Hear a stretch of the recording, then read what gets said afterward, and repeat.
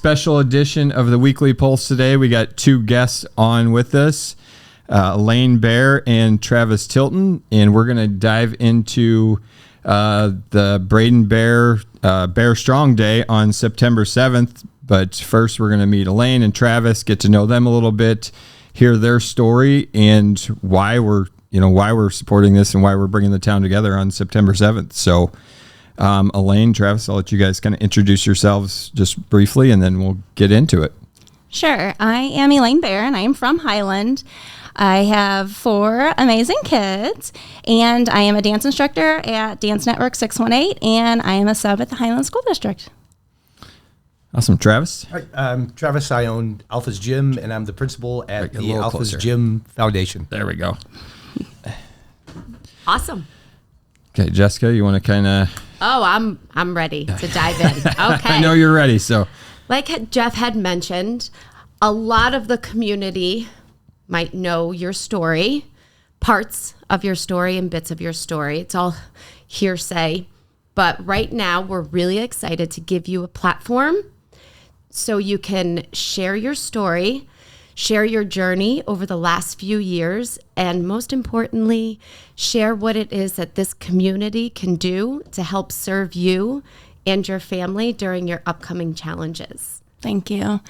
Well, we honestly realized how amazing our community is. Not this past spring, but the spring before, when my daughter Elise got sick, viral meningitis, bacterial meningitis, a couple strokes. It was just a situation where our community came together and had the most amazing prayer visual in our town square. The amount of prayers, texts, letters that were sent to the hospital. Unfortunately, you don't realize how amazing your community is and how many friends you have that aren't even family that just come together and support each other. And then, unfortunately, again on February 15th, my kids were leaving the house to go to school, and I received a phone call that they had been in an accident at the end of our subdivision. As a parent, you feel like you can't get down there quick enough, even though it was less than a mile from my house. That was another situation that our community immediately came together. I could feel the prayers already as I'm waiting outside of the ambulances to see my kids.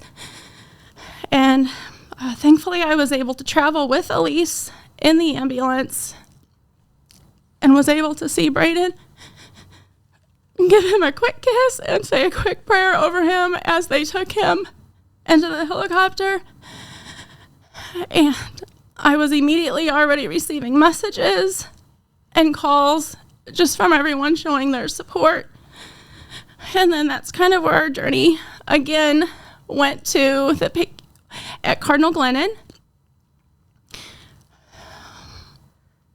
Thankfully, Elise was able to go home later that afternoon, so she was able to come up to the PICU floor with family as we were still waiting to see Brayden. And she had minor injuries, but it still was not healed from when she was sick and where the strokes hit in the back of her head before. So she did have a lot of sensitivity, bruised ribs, air pockets underneath her ribs, which the bumps and bruises on the outside, those all were able to heal. And then we just awaited for the news to come in for Brayden from the doctors. And unfortunately, my husband was 5.5 hours away on a work trip. So his long drive home, he had friends that would call him just so that he could have them talking to him so that he was not alone on his drive home.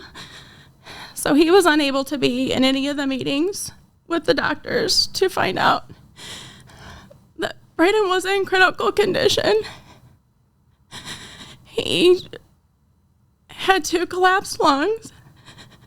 He had swelling on his brain. They were able to get a tube in him right away.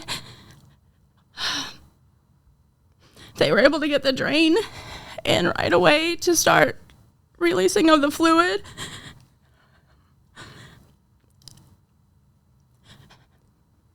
And then we were finally able to see him, and just to have the doctors tell you that they were unsure of his conditions and if he was stable or not. But all I could do was pray, and I know that God was watching over him, and Brayden's faith is so strong. I know that he was talking to God and he was listening to God right away. Finally, Steve was able to get there, and the doctors could explain to him what was going on. It is the hardest thing to have to hear twice. But again, our community immediately came together. They had open gyms for him, because he loves basketball. And the kids from all over were coming just to play for Brayden that night. I mean, they had another prayer visual. There was kids from all over that don't even know us, but just know Brayden from being an athlete on his AAU teams and traveling. They came that day, and we were told by the community that these young teenagers were bringing shovels and clearing off the town square, getting the snow out of the way so that everyone could be there to pray for Brayden. And so cute, some of the schools were sending us pictures of wearing ribbons for Brayden on their shoes, wearing colors for Brayden, making prayer cards, making posters, and none of that went unnoticed. So I thank all of you. They told us from the beginning that Brayden's eyes were closed and a lot of his things weren't working right, but that he could still hear us and feel us. So I promise you, I read him everything. So he knows everything that you all have done, and I know he felt it. We ended up staying at Cardinal Glennon for 42 days. He was intubated for 33 of the days. We had Dr. Evra, who is through Rankin Jordan, come and evaluate Brayden shortly after he woke up, and he had hardly any movement. He could slightly move his right leg, he could move his right thumb, and he could slowly slide his left arm up and down the torso of his body. And I honestly didn't think Rankin was going to be able to take him. I just kept telling him that, you know, in terms of an athlete, he loves football. So I just kept telling him, you know, you have your helmet on, you got your pads on, your doctors and nurses, they're your linemen, they are protecting you. You just got to stay strong. You've got to keep pushing. You got to take the ball and you got to go and you got to get to the end zone. I just kept telling that over and over again. And I had a feeling that once he got to Rankin, it was almost like Rankin was his end zone, that he was just going to, you know, go to that whole nother level there. And when Dr. Ever came and said that they would take him whenever he was medically strong enough to get there, then we could head there. And I think just Brayden hearing that from Dr. Evra in the room, we were already there a week later, and that doesn't normally happen. I think he just heard Dr. Evra accept that, and just Brayden's that type of person. If he gets the green light on something or he gets a challenge, he's going for it. He's a 150% kid, and I think he was just ready to go to that end zone, ready to go to that next level. And we got to Rankin, and they say that you can anticipate for every one day on an ICU floor would be for equivalent to about a week in rehab. So we should have been looking at 42 weeks in rehab, and he had to come home after 34 days, which Rankin has chosen him to be their Making a Difference child. He's going to be represented at the gala on September 21st. He is their quickest severe TBI recovering patient that they have had. So it just, again, goes to show you how strong Brayden is. And he came home pretty much nonverbal. Once they took his trach out, he had a trach after they took his tube out. He was nonverbal until a couple days before we came home. His lungs are still pretty sick. He had a pretty tough battle with 2 collapsed lungs. He had ARDS, which is acute respiratory distress syndrome. He had pneumonia, and he had 2 staph infections. So his lungs still have a lot of healing to do. But thankful for medicines. They're kind of experimenting with some things right now, and just after taking one of his treatments through pulmonology, it does increase his breathing by 64%. So we are finding out ways that we can get his lungs stronger, and hopefully on the recovery ends of that. He still is going to continue with PT. We continued with outpatient at Rankin. He just finished up there. Due to school schedule, we had to stop our outpatient at Rankin, and we are now going to be starting therapy in town, and our school is amazing. They have speech that can work with him, OT, everything can be provided through school. And never did I think 2 months ago that he would be able to attend his first day today independently with his sister leaving for school. So it was an emotional, amazing morning. Yes, I want to check my phone and make sure he doesn't need anything and he hasn't called, but I'm not going to be that mom. But I would like to send a huge shout out to Rankin Jordan Pediatric, Bridge Hospital. Your staff is amazing. And also Cardinal Glennon at the PICU. We made so many new connections there. Not family, but they are all family now. Being a mother that didn't leave my child's side for almost 80 days, they were my family. So I would like to thank every staff member at Rankin and Cardinal Glennon. And I would like to thank everybody, not only just in our hometown community, but for all the others that have reached out from other towns that just know us through participating with Brayden through sports and through my work and through Steve's work and knowing my family. And you don't even have to know someone personally to reach out to let somebody know that you're thinking about them, and everything that everyone has done means so much, and I am so grateful for it.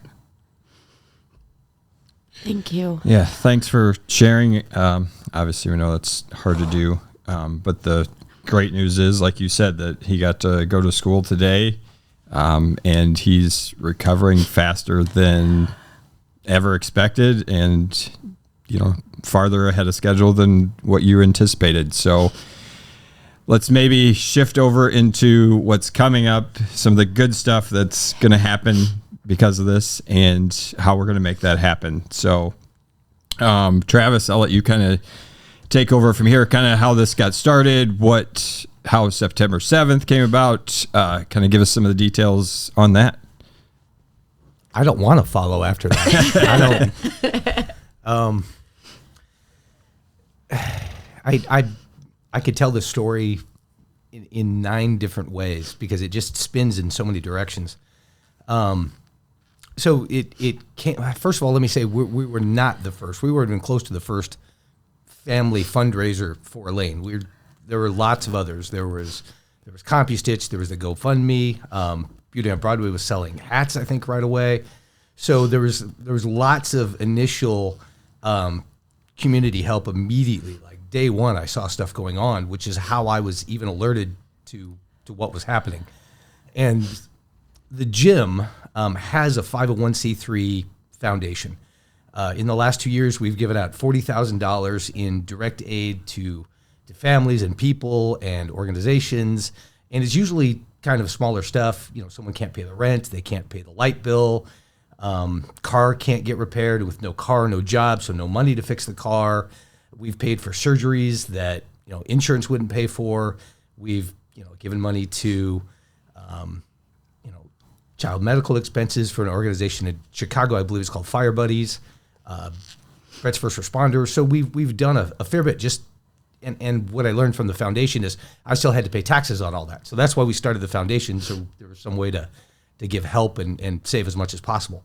So when the community was helping Elaine right away, people obviously just reached out and said, "Is there anything you can do?" And it, without knowing how Brayden was doing, because there was nobody really knew other than the accident what was happening from the outside community perspective. Nobody really knew. That I just sort of took a wait and see approach on the whole thing. It became clear that Brayden was going to survive because it was an open question there for a while. It was not known in any way.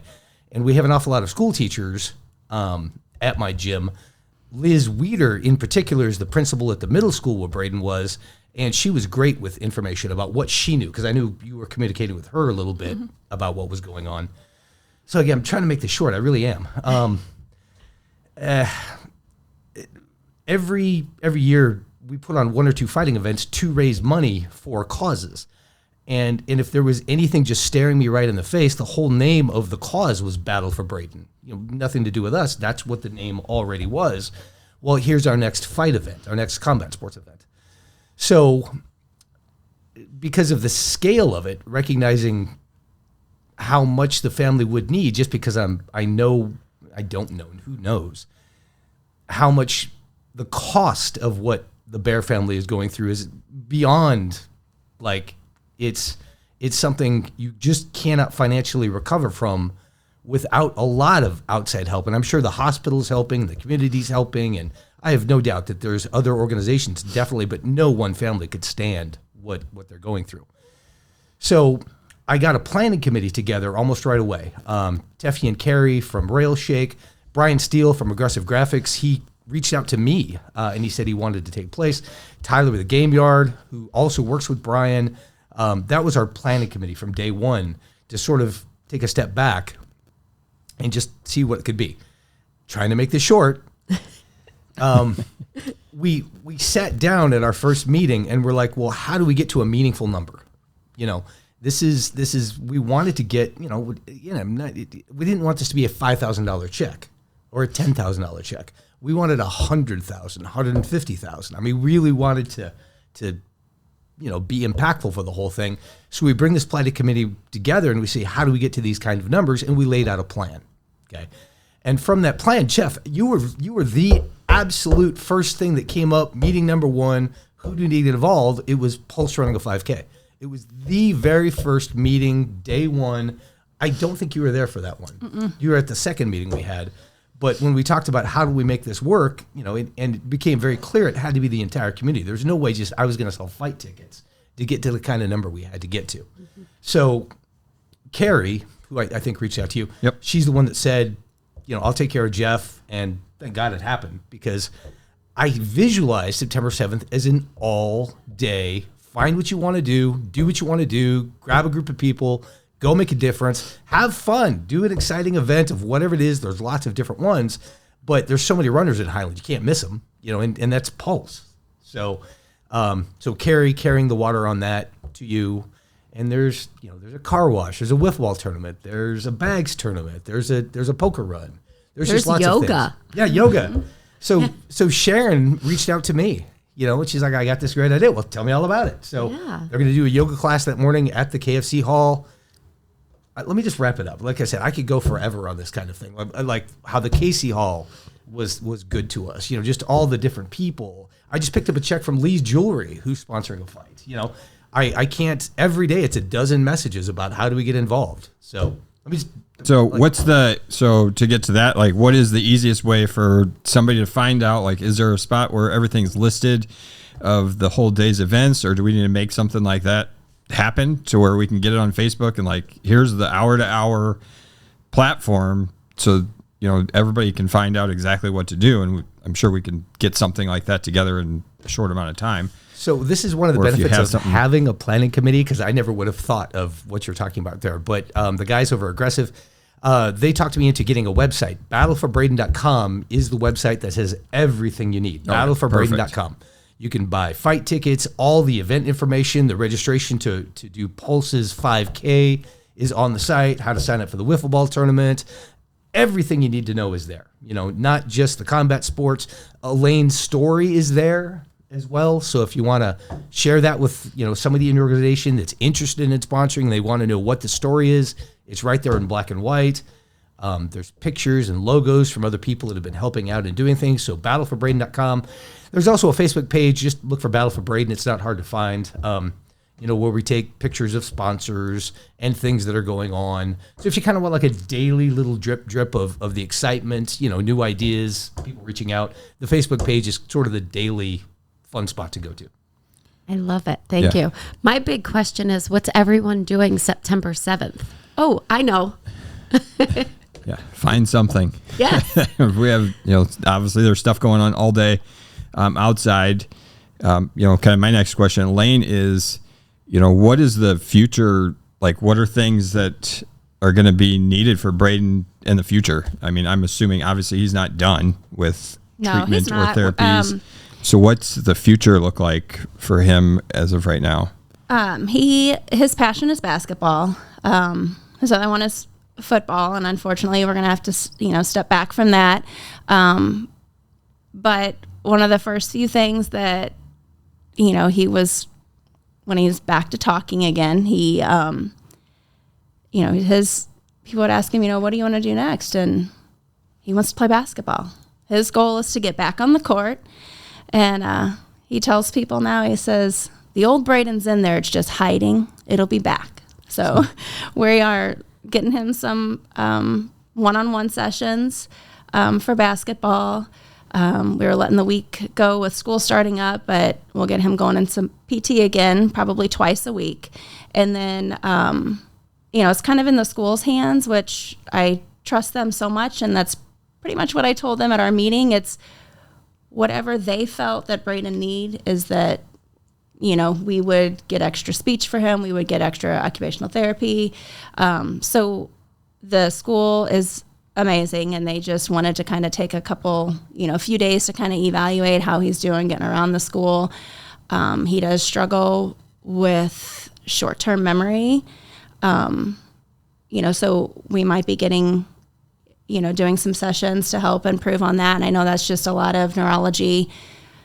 It explained to us that he could the biggest recovery will come within the first year, but there's still recovery that's going to happen within the next 2 to 5 years. So as hard as it is, with a lot of this, we just have to be patient. But his other goal was to get back to school and make straight A's again. So, I feel like the school is going to, help him out in every way that they can to get him, to those straight A's again, and just get into physical therapy and he's loving these one-on-ones. He's just really got to work on his coordination and, so with all the PT, I feel like that's going to help him get his strength back. He did have more of the severe TBI was more so on his right side, which affects his left. So his left side is, pretty weak. So I think that's kind of his main focus there is just getting his body healed up and trying to get as many therapies as he can that his body will allow him to at the time. Okay, awesome. For as fast as he's doing everything else, there's no doubt that if he sticks with it, that he'll probably be right where he wants to be in the future. And, I look forward to seeing what the updates are 6 months from now, a year from now, and seeing how well he's doing and how far he's progressed. So, yes. I think the biggest thing for everybody to help him progress is to be a part of September 7th. Yes. And would love to see as many people in the community come together for such an awesome event. And, to me, I think I look at it as something that could be potentially something for the future, that this is just becomes his day and we do this for somebody else the next time or whatever. And it's a continuation. But Yes. I don't want to get ahead of this, but I've got a meeting, I think this week, with the Highland Speedway to possibly do this fight in the middle of the Speedway next year. So if the need is still there, the cause is still there. So we're working on to make the next event next year even bigger. So, Wow. Incredible. yeah. Well, is there anything else that you guys would like to share? Like I said, I think it all sounds great. And I think a lot of people are going to hear this and learn a lot. Definitely. From the outside looking in. Thank you. I know it was very hard to be vulnerable, but I know a lot of people. I know I'm not one to really be on social media, so I know that there was a lot of, wondering as far how he was doing and, how we're getting around every day and how, his therapies are going. And so I appreciate you guys for having me on and kind of letting everyone know how amazing. Whatever it takes to let as many people know as possible. Definitely. Absolutely. So Thank you to the both of you. Thank you so guys. much.